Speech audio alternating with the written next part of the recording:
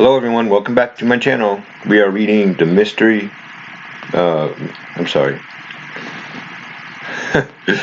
Mystery Babylon and the Religion of the Beast by Rav Sha'ul. Sorry, I had a brain fart there. Let's continue on in chapter 5, Christmas, the rebirth of the sun. The birthday of Nimrod and Tammuz and the rebirth of the sun, Christmas. The origin of Christmas has been and continues to be exposed for its true roots. Nimrod started the great organized worldly apostasy from God that has dominated this world until now. Nimrod married his own mother, whose name was Semiramis. After Nimrod's death, his so-called mother-wife, Semiramis, propagated the evil doctrine of the survival of Nimrod as a spirit being.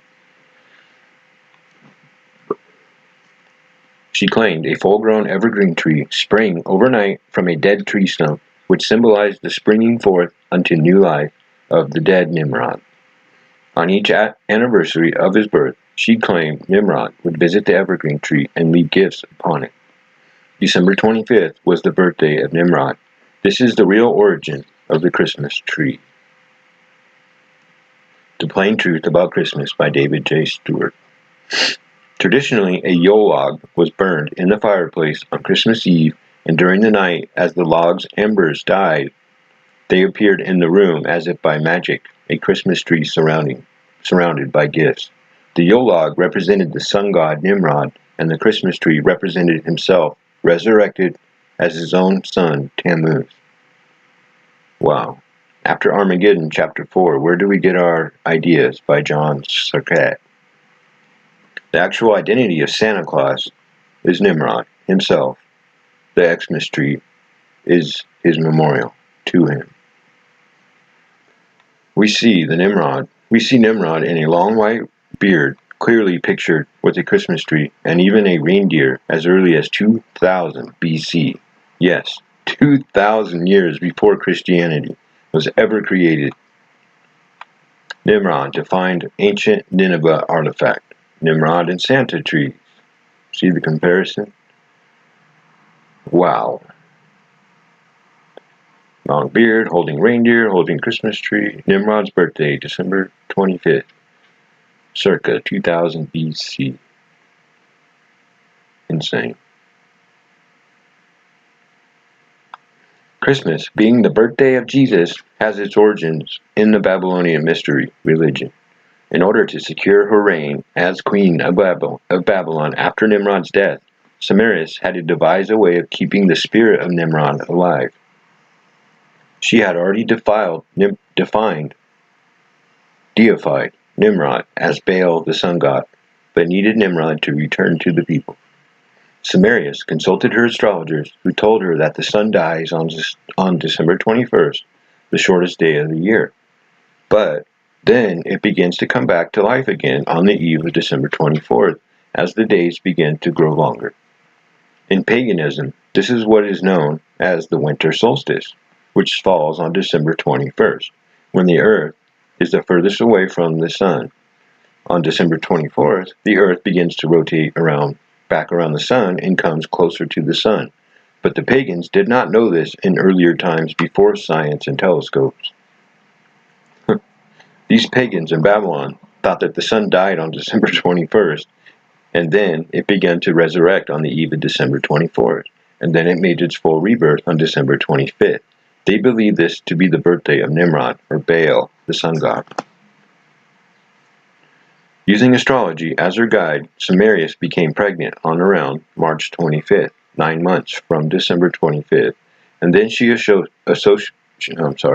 concocted a legend for the Babylonian people, telling them that on December 21st, Nimrod dies each year, but then on December 25th, Nimrod is born again as the sun god, or also known as Lord Baal.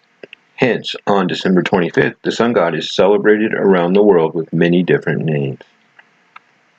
Semiramis told the Babylonians that she had become the goddess of the moon and the sky, and that Nimrod was being reincarnated in her womb as Baal, the sun god, or Lord, on December 25th. She told the Babylonians that Nimrod impregnated her with the rays of the sun supernaturally.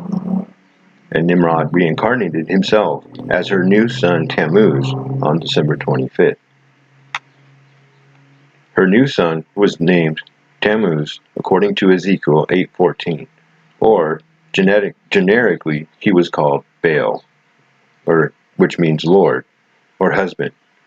Each year, on Tammuz's birthday on December 25th, the pagans were ordered by Sumerians to go into the groves, the forest, and place a gift on a tree in honor to Nimrod, who was cut down like a tree.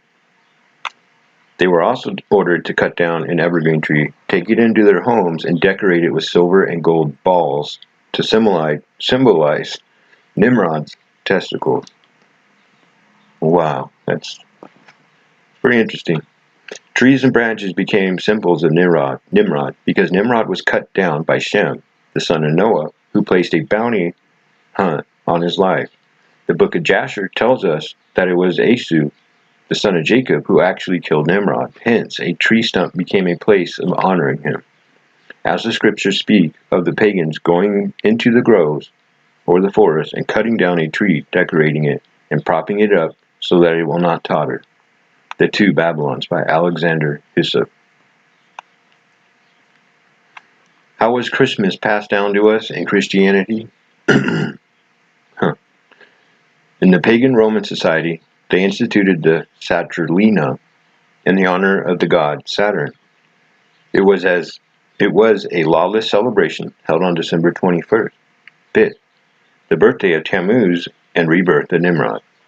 Each year, an innocent person would be chosen by the communities as a human sacrifice to the gods. This person would be forced into engaging all types of physical pleasures, food, sex, etc., throughout the week leading up to Saturnalia, then murdered on December 25th, with the aim of obtaining the god's blessing for the coming New Year's crops. In addition to human sacrifice, there was a widespread intoxication, and the people would go house to house singing origin of caroling. The people would mimic human sacrifice by eating human-shaped biscuits. We call them gingerbread men. The Encyclopedia Britannica, volume 24, page 231, tells us the people would give each other gifts, primarily to children, in the form of dolls, which represented sacrificed human beings to the infernal gods. That's wow. Christianity incorporated Saturnalia into the religion of Constantine. Christianity, calling it Christmas on the 4th century AD, no such festival exists in the Bible. It is directly from Babylon. Yahusha was born during the Feast of Sukkot in the fall. Hallelujah. The Christmas tree, Jeremiah 10, 2-4. Reading. Learn not the way of the heathen, and be not dismayed at the signs of heaven. Astrology was idolized. For the heathen are dismayed at them. For the customs of the people are vain. For one cuts a tree out of the forest, the work of the hands of the workmen, with the axe. They deck it with silver and with gold. They fasten it with nails and with hammers, that it move not. Then they put gifts under it and bow down to it as to accept the gift from the gods. Wow. The Hebrew word for groves, in this case, is Strong's H842. Asherah. Wow.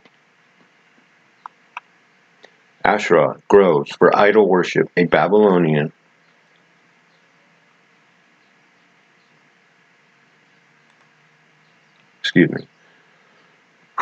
Asherah, Canaanite goddess of fortune and happiness, the supposed consort of Baal, known as Ishtar.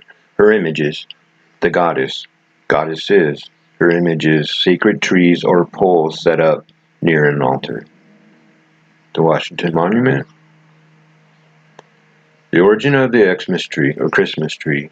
The X, or the cross, is the symbol of Tammuz, and the mark or monogram of Jesus Christ, is actually the Tammuz Nimrod tree and has absolutely nothing to do with the Messiah or the truth found in the Bible.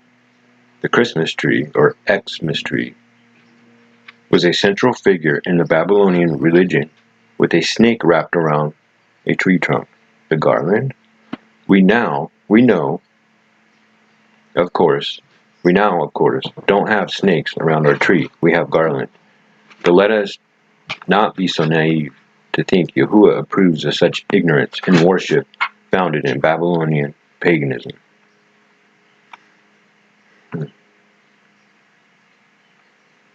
Yep. Began with a snake and a tree. Yes, it did. Christmas trees are really Asheroth poles, or sacred trees for honoring Lord Baal. And the ornamental balls represent Nimrod's, testicles. Garland represents the serpent, Satan. Babylonian history records that Nimrod was cut into pieces and his body parts were sent to different provinces of Babylon to warn the people not to sacrifice babies to Moloch. His only body part, which was never found, was his penis. Samaris, his mother-wife, then decided to memorialize his penis by erecting a giant image of Nimrod's penis, which today is called the obelisk. They adorn many Christian churches today as steeples, as I noted earlier in this chapter. We are commanded by Yahuwah to destroy these very structures. Exodus 23 through 24, Exodus 34:13, Deuteronomy 7:5, Deuteronomy 12:3, Jeremiah 43:13, Hosea 10:2. Yet we openly worship them as part of the Christian religion. It is sad. The Christmas tree is also the symbol of Satan in the Garden of Eden. The garland wrapped around the tree of knowledge of good and evil, like a snake around the tree with an ornamental balls representing the forbidden fruit. Yes, mystery. Thank you guys for tuning in. Come back for chapter 6. God bless.